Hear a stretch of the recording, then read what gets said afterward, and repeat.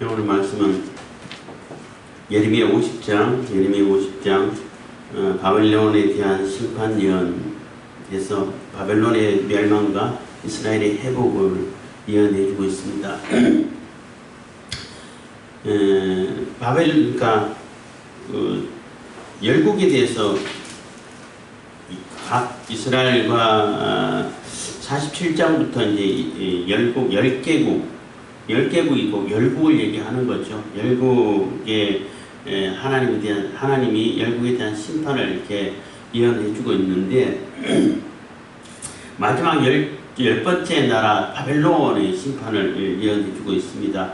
바벨론의 심판은 굉장히 길게 예언을 하고 있어요. 뭐 50장, 51장을 통해 가지고 거의 110절 되도록 절수로 따지면 110절이나 되는 그러한 많고도 긴 예언을 해주고 있는데 나름대로 상징성이 있죠.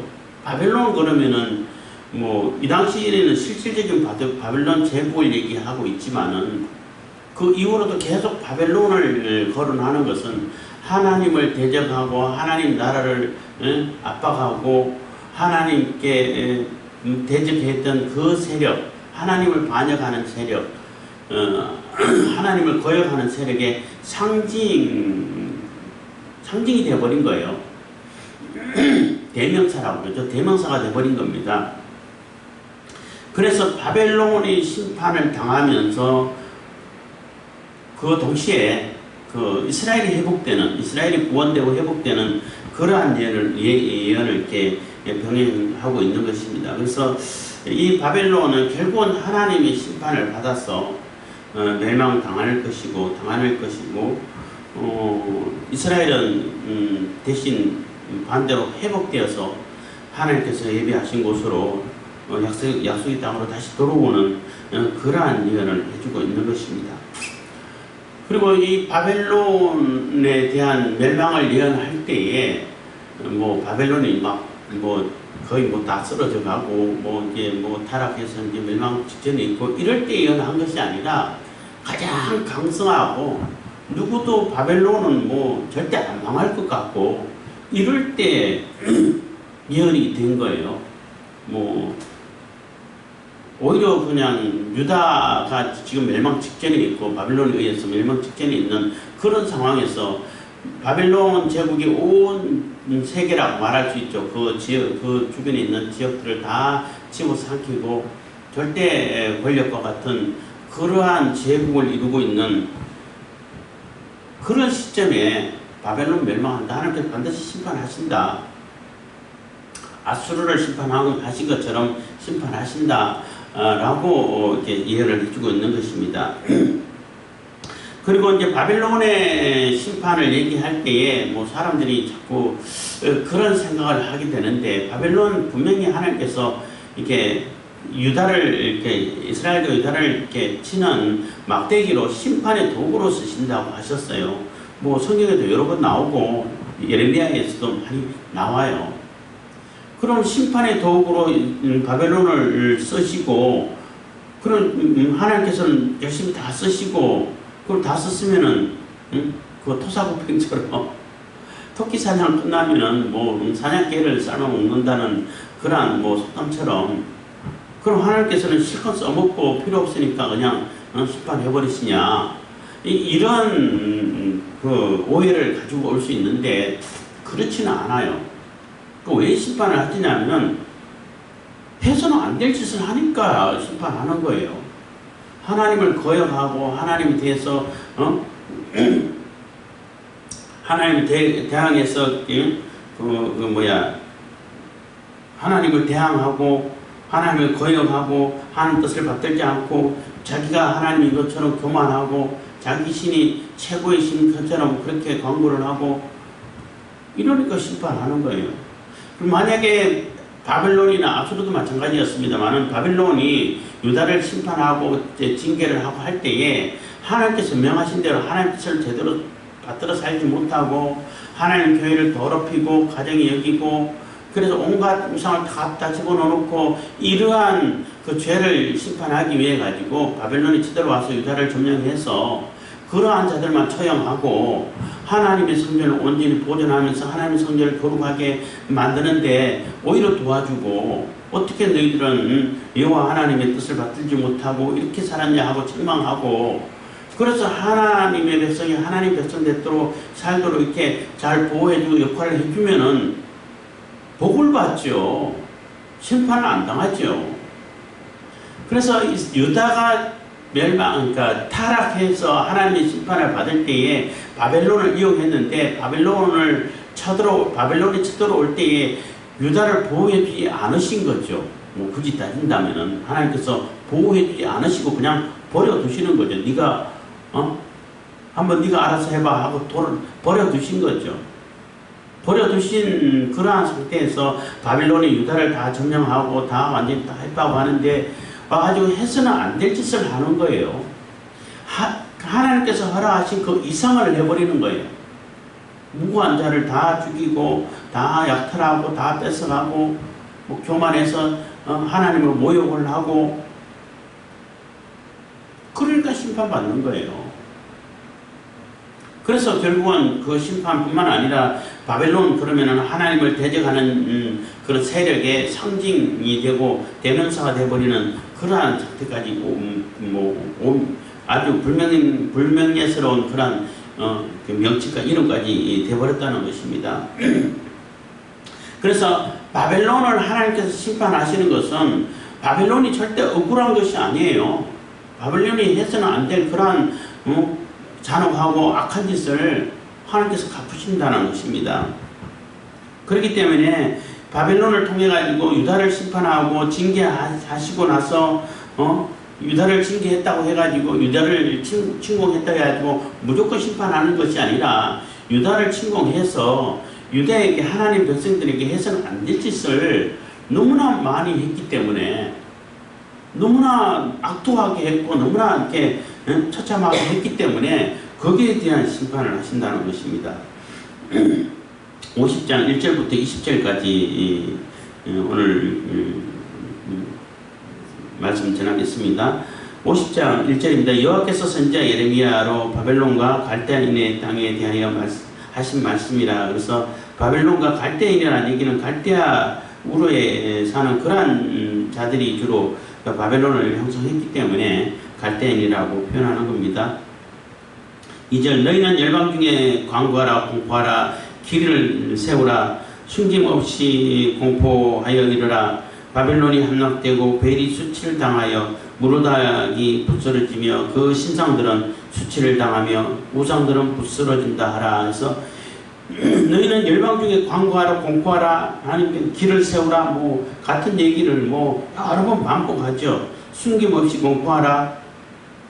그래서 지금 시점은 바벨론이 뭐 온 세계를 점령해 가지고 바벨론 제국을 당할 존재가 없다 라고 할 정도로 어마어마한 세력을 이렇게 떨쳐가고 있고 그 무시무시하게 번져가던 아수르도 바벨론이 점령해 가지고 완전히 이 세상에는 바벨론을 당할 수 있는 존재가 없다라고 생각할 정도로 그렇게 세력이 팽창돼 가고 절대적인 그러한 권력처럼 여겨지던 그 바벨론을 향해 가지고 광고하라는 것입니다. 열방 중에 공포하라는 거예요. 길을 세워 가지고 이 바벨론이 멸망했다라는 것을 다 이렇게 증거하라는 것입니다.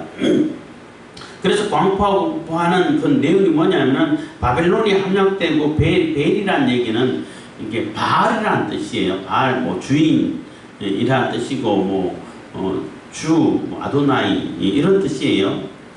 그러니까 무르닥은 그 마르둑 무르닥 같은 그 바벨론이 섬기던 신 이름이에요. 우상 이름이에요. 그래서 그러니까 무르닥을 이제 베일이라고도 바알이라고도 부르고 그러니까 주여 우리가 하나님을 보고 예수님 보고 주여 하고 주님 이렇게 부르는 것처럼 그런 뜻입니다. 그래서 그 신들이 다 부셔졌다는 거예요. 그 신들이 최고의 신이고 심지어는 여호와 하나님 천지를 창조하신 여호와 하나님보다도 그 강력해가지고 그 여호와 하나님을 점령했다라고 이렇게 광고하는 그 신들이 다 부서지고 신상들이 수치를 당하고 우상들이 다 부서져서 멸망당하는 이런 모습이 됐다는 것을 다 공포하고 강구하라는 것입니다.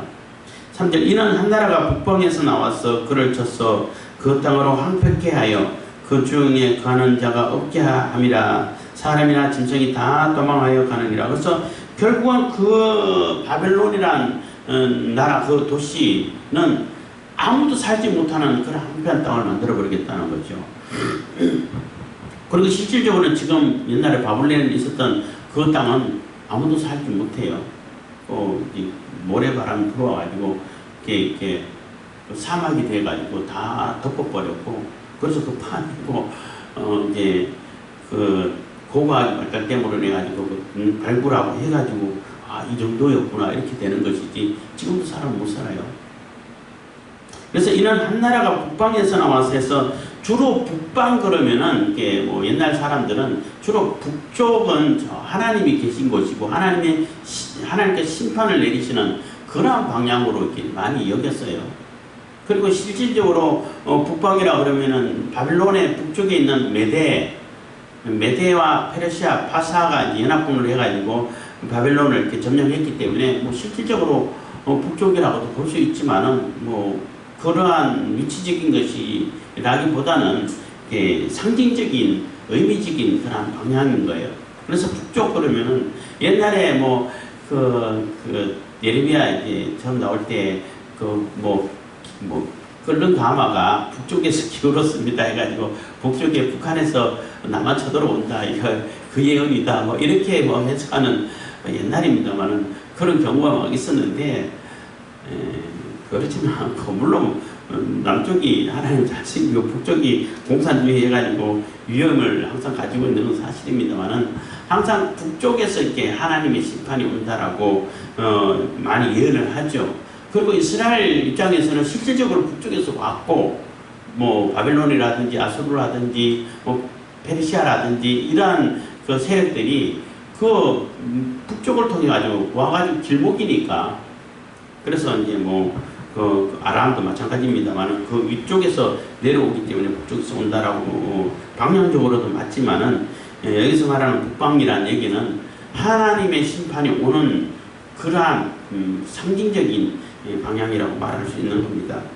그래서 이는 한 나라가 북방에서 나와서 그를 쳐서 그 땅으로 황폐케 하여 그 중에 거한 자가 없게 함이라. 사람이나 짐승이 다 도망하여 가느니라. 4절 나 여호와가 말하노라. 그날 그때에 이스라엘 자손이 돌아오며 그와 함께 유다 자손이 돌아오되 그들이 울며 그 길을 향하며 그 하나님 여호와께 구할 것이며. 그래서 바벨론에게서는 북방에서 하나님의 심판이 임해가지고 바벨론이 멸망당하는 그 순간에 그때에 오히려 그 이스라엘 자손은 그 북방에 있던 그곳에서 이스라엘로 돌아오는 그러한 놀라운 역사가 동시에 일어난다는 거예요. 그래서 바벨론이 심판을 당하는 동시에 이스라엘이 회복되는 것처럼 뭐 우리나라도 일제 식민지 있다가 일본이 한국 함으로 인해 가지고 뭐 원자탄 2방 맞고 더 이상 버틸 수가 없어서 2방 맞고 멸망하는 동시에 그 우리 나라가 조선이 해방되는 것처럼 뭐 비슷하다고 볼 수 있는데 그것처럼 이스라엘이 회복된다는 거예요.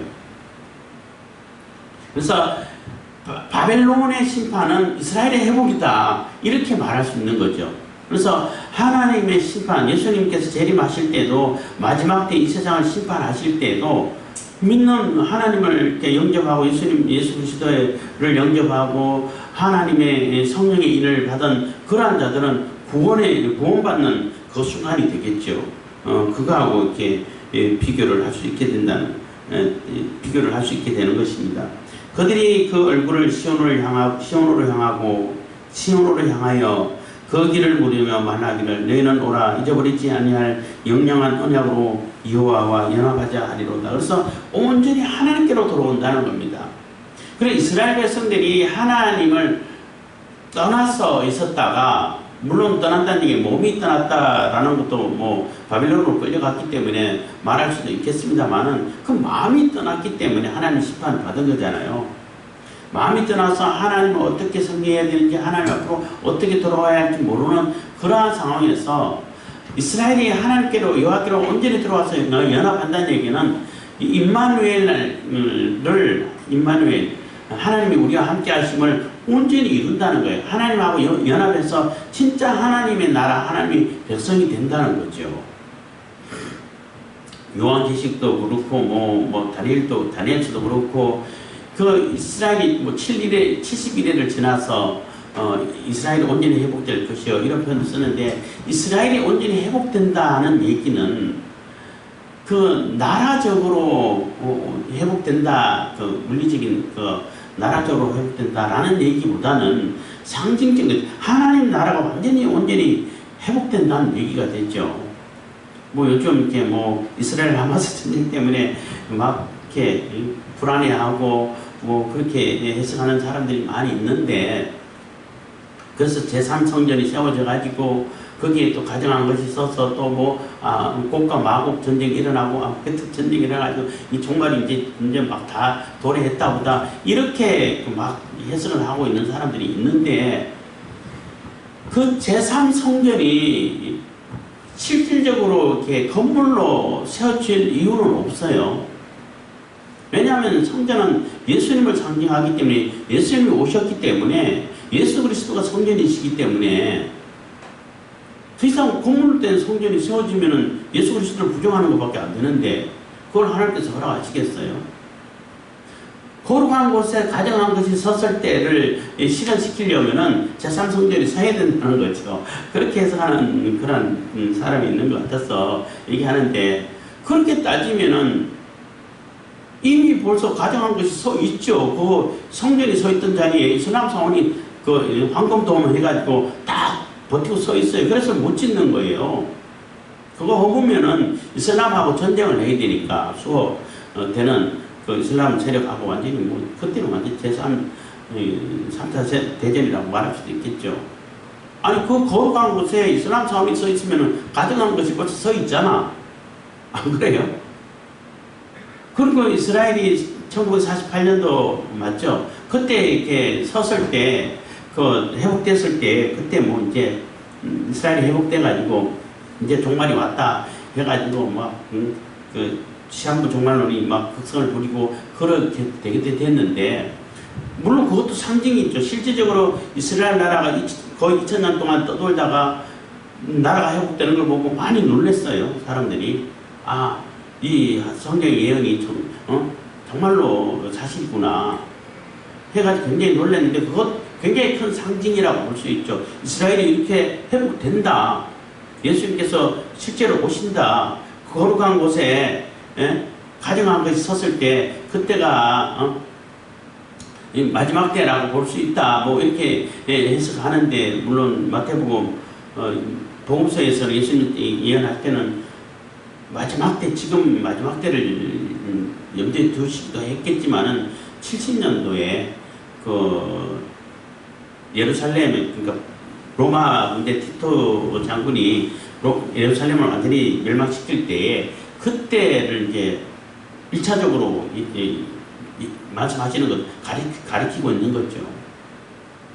그리고 그때도 완전히 성전 다 파괴시켜버리고 거기에다 그 돼지 고기라든지 돼지를 갖다 놓고 불태우고 굉장히 모욕을 하는 거죠.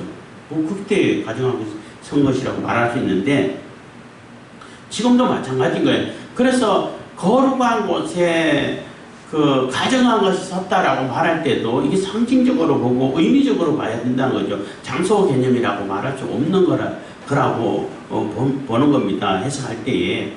그래서 예수 그리스도가 재림하셔야 되는데, 예수 그리스도가 메시아로서의 재림하시는 그 메시아 예수님을 가장해서 적그리스도가, 거짓 그리스도가 우리나라에도 재림 예수가 많이 있다고 하는데, 그런 자들은 별로 영향력도 없잖아요. 아무런 영향을 못 끼치잖아요. 자기 추종하는 사람들만 영향을 끼치는데, 그런 존재가 아니라 전 세계적으로 영향을 끼치고 사람들이 따르고 하는 그러한 그 거짓 적그리스도가 나와가지고 재림 예수님 행세를 하지 않을까 이렇게 생각된다는 거죠.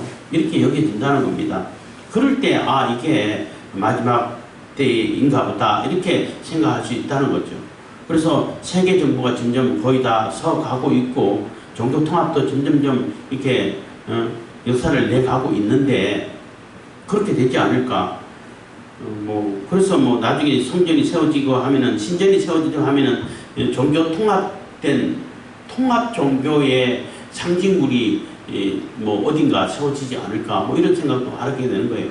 그렇기 때문에 제3성전이 세워진다라는 것은 너무나 이렇게 그 문자적으로만 이렇게 해석하려고 하다, 장소 개념으로 해석하려고 하다 보니까 그렇게 되지 않나 이렇게 생각되는데, 어쨌든 마지막 때는 이스라엘이 완전히 회복될 때에 완전히 이스라엘이 회복된다는 것은 하나님 나라, 이스라엘도 하나님 나라를 상징하는 거거든요. 실질적으로 이스라엘 나라가 있지만은 그게 하나님 나라의 상징인 거예요. 그래서 그 하나님 나라가 온전히 회복될 것이다 라는 예언이라고 봐야 된다는 것입니다. 이렇게 여호와와 연합하자 하리라 해서 그 말씀을 하다가 이게 계속 연결돼 가지고 좀 시간이 많이 갔습니다. 6절입니다. 내 백성은 잃어버린 양떼로다. 그 목자들이 그들을 곁길로 가게 하여 산으로 돌이키게 하였으므로 그들이 산에서 작은 산으로 돌아다니며 쉴 곳을 잊었도다. 그래서 내 백성은 잃어버린 양떼로다. 그래서 이스라엘이 이렇게 방황하고 징계를 당하고 이렇게 포로로 끌려가고 이렇게 방황하고 하나님을 떠났던 것은 그 목자들이 문제라는 거예요. 오늘날도 마찬가지 목자들이 굉장히 중요한데, 목자들이 그들을 곁길로 가게 하여, 그래서 올바로 이끌어 가야 되는데, 하나님 말씀으로 올바로 이끌어 가야 되는데 올바로 이끌지 못하고 엉뚱한 곳으로 인도를 했다는 것입니다. 그래서 그 목자들이 지금 요즘 말로 하면 목사라고 직분을 가지고 있는 분들이라고 말할 수 있는데, 정말로 제대로 이끌어가고 제대로 말씀을 가르치고 해야 된다는 거죠. 그래서 곁길로 가게 하여서 산으로 돌이키기, 주로 여기서 말하면 산이라고 그러면은 우리나라 산은 이렇게 온 산마다 다 이렇게 나무가 빽빽해가지고 이렇게 새도 짐승도 살고 새도 살고 이렇게 하지만은 이 주로 중동 이쪽에서는 그런 산보다는 그냥 돌 흙밖에 없는 산들이 많아요. 그리고 이 산들은 그 산에서 이제 우상 숭배를 하는 그러한 곳이 많죠. 산마다 높은 곳마다 다 이게 산당을 지어놓고 우상 숭배하던 그러한 곳인데 그런 곳으로 이끌어가게 만들었다는 거죠. 그러니까 이스라엘 하나님의 백성인 이스라엘 백성들이 다 하나님을 섬기지 않고 우상의 길을 발걸음을 돌리고 눈을 돌리도록 만들었다는 것입니다. 그래서 쉴 곳을 잃어버렸다는 거죠. 푸른 초장이 아니라 잔잔한 물가가 아니라 푸른 초장이 아니라 쉴 곳도 없는 그런 그 산 쪽으로 우상으로 돌아다니게 만들었다는 겁니다. 7절 그들을 만나는 자들은 그들을 삼키며 그 대적은 말하기를 그들은 여호와 곧 의로운 초소시며 그 열조의 소망이신 여호와께 범죄하였음인즉 우리는 무죄하다 하였느니라. 그런데 이 얘기는 참 슬픈 얘기라 해야 되나? 참 웃기는 너무 어이없는 얘기를 해야 되나요? 하여튼 표현이 그런데 그들을 만나는 자들, 그래서 이스라엘을 압박하고 노략하고 그렇게 포악을 행했던 그들의 그 사람들이 하는 얘기라는 거예요. 그들을 만나는 자들은 그들을 삼키며, 그래서 그들을 만나는 자, 이스라엘을 만나는 자들은 다 그들을 삼키고 노략하고 다 뺏고 죽이고 사륙하고 이랬던 이랬다는 겁니다. 그 이스라엘을 만나는 자마다 그 대적은 그렇게 말하면서 그렇게 다 행패를 부리면서 그 대적은 말하기를 그들은 여호와 곧 의로운 초소시며 그 열조의 소망이신 여호와께 범죄하였음인즉. 그래서 너희들은 여호와께 범죄하고 하나님께 버림받은 존재들 아니야? 하나님께 죄를 범해가지고 하나님의 심판을 받는 존재들이지 않냐? 그런 존재들이기 때문에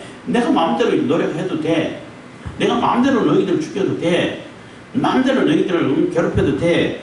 이런 얘기를 한다는 거예요. 그렇기 때문에 나는 죄가 없어. 왜냐하면 하나님께 그 범죄를 한 너희들이기 때문에 너희들에게 무슨 짓을 해도 나는 죄가 아니야. 이런 뻔뻔 서는 얘기를 하고 있다는 거예요. 히틀러가 유대인들을 학살할 때 그때 그 독일 교회라고 말할 수 있죠. 동조를 했어요. 그 이유가 뭐냐면은 유대인들은 예수님을 십자가에 못 박은 족속이다. 그래서 다 죽여 없애야 된다. 이런 논리를 갖다 댔단 말이에요. 그런데 해가지고 유대인들을 다 죽이면 안 되죠. 예수님을 십자가에 못 박은 그러한 죄값은 유대인들이 흩어져가지고 많은 고난을 당했잖아요. 그건 하나님께서 심판하시는 것이지, 히틀러가 지가 하나님이 아니잖아요. 근데 막 학살해도 돼. 그러면 안 되죠. 그 죄값을 하나님께서 반드시, 하나님께서 그 죄값을 찾으신다는 겁니다. 그것처럼 이 대적자들이 그런 뻔뻔한 교만한 얘기를 하고 다니고 있다는 겁니다. 자기들이 마음대로 노력하고 다 뺏고 증멸하고 죽이고 그래서 막 학대하고 학살하고 그렇게 해놓고 나는 죄가 없어. 왜냐하면 쟤네들은 하나님 심판받아야 할 자니까 이렇게 얘기한다는 거예요. 그럼 자기들이 하나님이신가? 하나님의 심판을 받을 존재라 할지라도 그 심판은 하나님께서 하시는 것이지 그 사람들이 자기 마음대로 이거 할 수 있는 것은 아니라는 거죠. 8절입니다. 너희는 바벨론 가운데에서 도망하라. 갈대아인의 땅에서 나오라. 때에서 앞서가는 순념소 같이 하라 해서 너희는 바벨론 가운데서 다 이제 바벨론에서 떠나고 도망가라는 거예요. 갈대아인에서 벗어나라는 겁니다. 때에 앞서가는 순념소 같이 하라는 얘기는 양 무리를 칠 때 양수도 꼭 친다 그래요. 양은 좀 미련해가지고 몰려있으면은 속에 있는 사람들 떠죽고 뭐 질식해서 너무 압박해서 질식해서 죽는다는 거예요. 그래서 중간중간에 연초를 두면은 연초는 못 견디거든. 그냥 뿔로 받아가지고 다 흩어버리는 그런 역할을 하는데 이 우리에서 밖으로 내보낼 때는 이 연초가 또 성질이 급하잖아요. 문을 딱 열면은 누구보다도 빨리 제일 먼저 연초가 그 우리를 밖으로 벗어난다는 거예요. 양이 이제 나가기 전에 손살같이 나와가지고 순년소가 나가가지고 먼저 밖으로 나간다는 거예요. 그것처럼 지체하지 말고 바빌론에서 떠나라는 심판의 자리에서 심판의 땅에서 벗어나라는 겁니다. 9절입니다. 보라 내가 큰 연합국으로 북방에서 일어나 나와서 바빌론을 치게 하리니 그들이 항우를 버리고 쳐서 취할 것이라. 그들의 화살은 연숙한 용사의 화살 같아서 헛되이 돌아오지 아니하리로다. 그래서 바벨론을 완전히 점령하고 바벨론을 점령하는 군사들은 뭐 절대 뭐 헛된 일이 아니라 뭐 쏘면 쏘는 대로 다 이렇게 뭐 명중해서 바벨론을 제압하게 된다는 것입니다.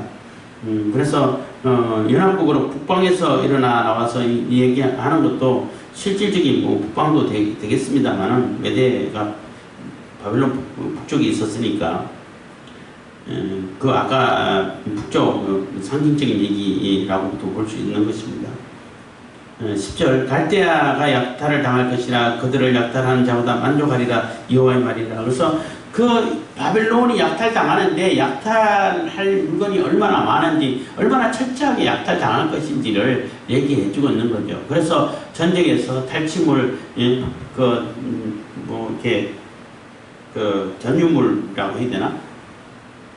전쟁에서 이렇게 얻어가는 그 물건을 보고 전리품, 전리품이 너무나 많아가지고 뭐 그런 자들은 아주 만족하게 약탈하고 전리품을 얻게 된다는 거죠. 그 얘기는 아주 철저하게 약탈당하고 진멸당한다는 것입니다.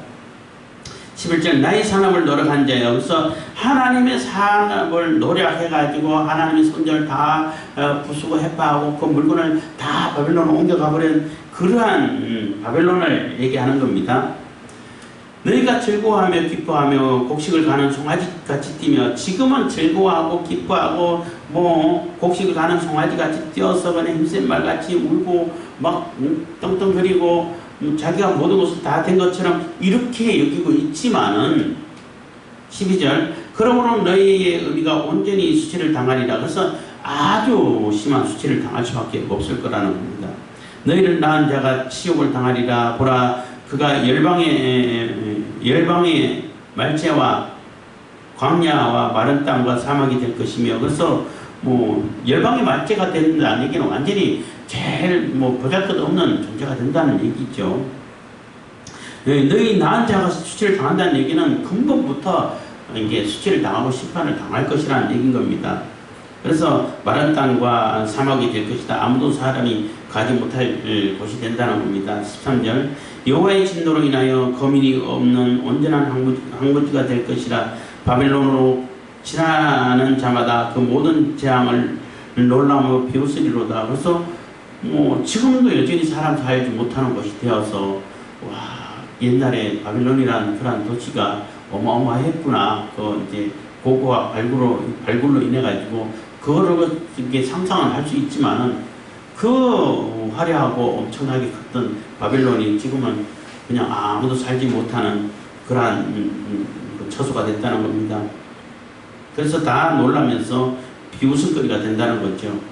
14절 바벨론을 둘러 항우를 버리고 활을 당기는 모든 자여 화살을 아끼지 말고 쏘라.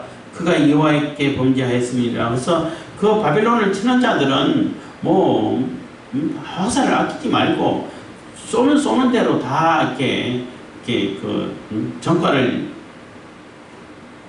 낼 수 있으니까 뭐 열심히 싸우라는 거죠.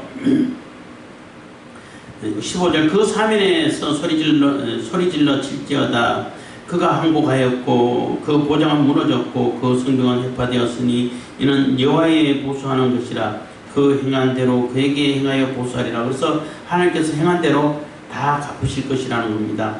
파종하는 자와 추수 때에 낫을 잡은 자를 바벨론에서 끊어버리라. 사람들이 그 압박하는 칼을 두려워하여 각기 동족에게로 돌아가며 고향으로 도망하리라. 그래서 파종하는 자와 추수 때에 낫을 잡는 자를 바벨론에서 끊어버리라. 여기는 바벨론을 철저하게 심판을 하신다는 겁니다. 거기서 뭐 생산하고 농사하고 하는 자들 다 없애버리겠다는 거죠. 그 압박하는 칼을 두려워하여 각기 동족에게로 돌아가면 그래서 거기서 농사하고 포로로 잡혀가지고 또 이렇게 노예 노동을 할 수밖에 없잖아요. 그런 자들이 뭐 이렇게 바빌론을 쳐들어오는 자들 보고 놀래서 다 도망가고 고향으로 다 가버릴 거라는 거죠. 실질적으로 고레스 왕이 페르시아 왕이 들어서서 다 돌아가라고 명령까지 내렸잖아요.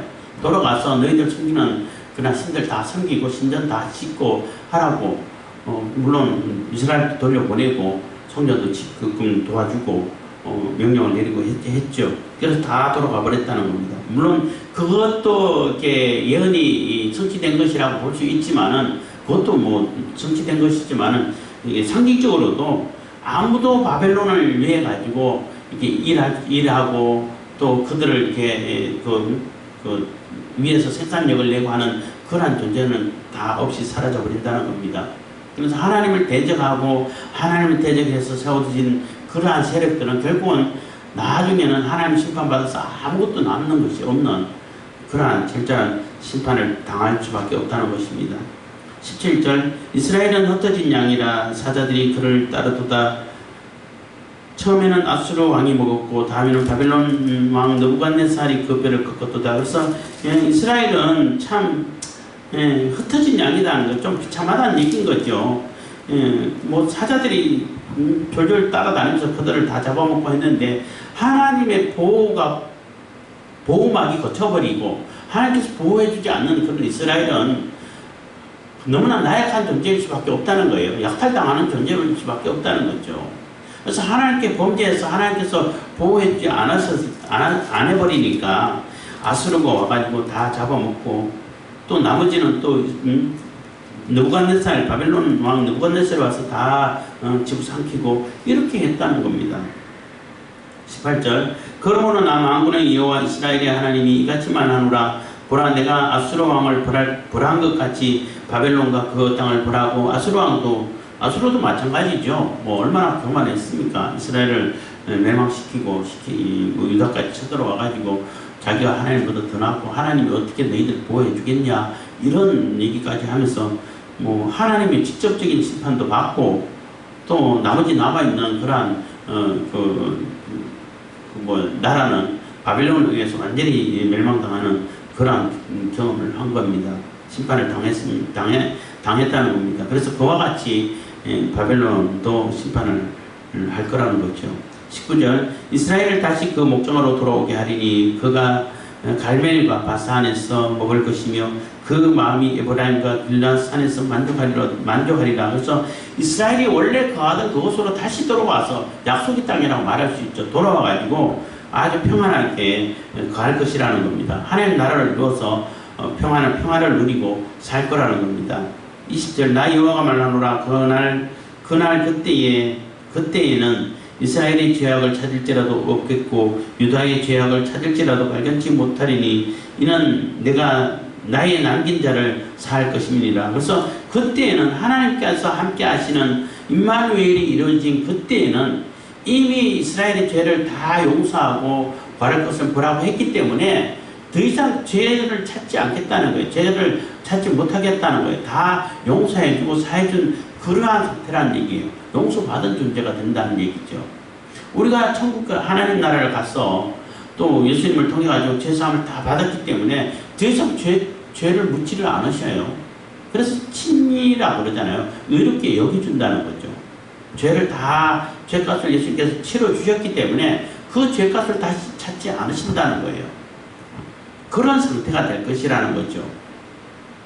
그래서 그 바벨론의 멸망과 동시에 이스라엘의 회복을 얘기하면서 마지막 때, 지금 우리도 마지막 때를 이렇게 기다리고 있습니다만은 그때에 완전히 회복되는 이스라엘을 연상할 수 있도록 상징해 줄 수 있도록 그래서 실질적으로 이스라엘이 돌아가지고 회복되는 그런 것을 보면서 완전한 이스라엘이 회복되고 임마누엘의 하나님이 임마누엘을 이루시는 그것을 그래서 이스라엘이 완전히 회복돼 가지고 하나님 나라가 온전하고 완전한 하나님 나라가 이루어지는 그러한 것을 이렇게 예언해 주고 있다는 것입니다.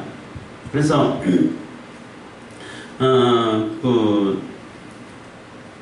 바벨론의 멸망을 이 예레미야도 이렇게 예언을 해주고 있죠. 예레미야서를 읽어오면서도 얘기했습니다만은 그 거짓 선지자도 바벨론을 바로 멸망시킨다. 2년 안에 그냥 다 해치고 돌이킬 거다. 이렇게 해서 거짓 선지자가 됐는데 바벨론을 심판하고 멸망시킬 거라는 것은 똑같은 예언이라는 거예요. 예레미야도 예언을 했어요. 했는데 문제는 그 하나냐가 맞나요? 오래전 한참 돼서 있는데 그 하나냐가 아닌 거 시드기야는 다른 데 있는 거고 하여튼 그 거짓 선지자가 예언할 때는 그 시기가 문제야. 시기가 지금 곧 그러니까 2년 안에 다 해결될 거야. 이렇게 예언해가지고 사람들이 그냥 준비도 안 하고 그냥 아무것도 하나님 말씀 듣지도 않고 이렇게 됐는데 예레미야는 아니다. 70년 걸린다. 70년 동안 살아야 되기 때문에 70년을 준비해야 된다. 그렇기 때문에 일단은 하나님의 심판을 받아들이고 바벨론을 항복해서 거기서 일단 정착해서 살아라. 70년 후에는 돌아올 거다. 그렇지만 바벨론을 반드시 심판한다. 라는 이렇게 예언을 한 거예요. 지금도 같은 예언이 연장선이라고 말할 수 있는데 바벨론이 심판당하는 것은 맞는데 언제냐라는 거예요. 그러니까 시한부 종말론을 얘기하는 자들도 마찬가지잖아요. 예수님이 재림하신다는 것은 다 같은 얘기잖아요. 우리도 예수님 반드시 재림하신다고 얘기를 하죠. 그들도 예수님 재림하신다고 얘기를 하는데 그들은 몇월 며칠 날 언제 그때 재림할 거야. 1992년 10월 28일 해가지고 그 계산을 그렇게 했다고 그러더라고요. 인간 역사가 6천년인데 6천년이면 2000년, 6천년 다 차잖아요. 그러니까 노홍수 이전 2000년, 노 홍수에서 그 예수님 오실 때까지 2000년, 예수님 오셔가지고 지금 2000년이 다 찼다는 거예요. 그래서 2000년에서 7일 해가지고 7년 대환란 이렇게 해가지고 그 7년을 빼가지고 그러면 1992년 7월 28일 되겠네 이렇게 계산했다는 거예요. 얼마나 참 이렇게 단세포적인 그런 생각이냐는 것입니다. 성경을 그렇게 해석하면 안 되죠. 어쨌든 간에 그 하나님께서는 이스라엘을 완전히 회복시키기 위해서 바벨론을 심판하신다는 것입니다. 그래도 하나님의 그 대적자들을 하나님께서 심판하시는 그날이 우리가 완전한 온전한 그리고 완전한 그러한 구원을 받는 날이 될 것입니다. 기도하겠습니다. 사랑해 주님 감사합니다. 이 시간에 좋은 애고 주신 감사드립니다. 주님께서